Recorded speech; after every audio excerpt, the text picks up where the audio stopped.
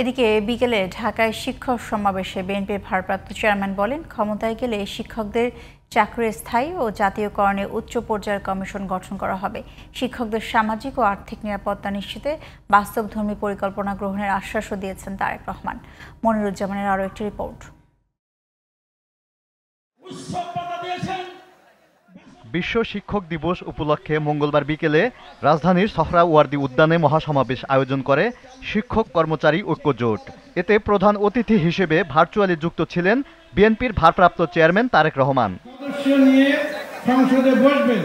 তিনি বলেন, সরকার পরিচালনার সুযোগ পেলে শিক্ষকদের সামাজিক ও আর্থিক নিরাপত্তা নিশ্চিতে বাস্তবধর্মী পরিকল্পনা গ্রহণ করবে বিএনপি।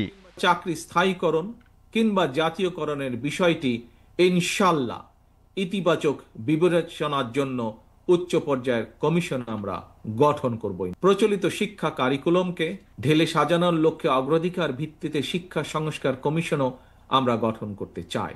বিএনপির ভারপ্রাপ্ত চেয়ারম্যান বলেন, দেশ গঠনের কাঙ্ক্ষিত লক্ষ্যে পৌঁছাতে প্রয়োজন শিক্ষকদের যথাযথ সম্মান নিশ্চিত করা। রাষ্ট্র এবং সমাজে শিক্ষকদের সম্মান এবং মর্যাদার সঙ্গে রাষ্ট্রের মর্যাদা এবং ভাবমূর্তি জড়িত।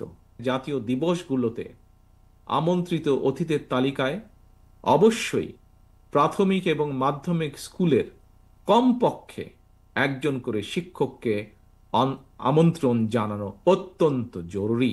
অনুষ্ঠানে বিএনপি মহাসচিব মির্জা ফখরুল ইসলাম আলমগীর বলেন, গণতন্ত্রের পথে সামনে মহাপরীক্ষা অপেক্ষা করছে। আসন্ন যে নির্বাচন আসছে, সেই নির্বাচনে আপনাদের একটা বিরাট ভূমিকা আছে।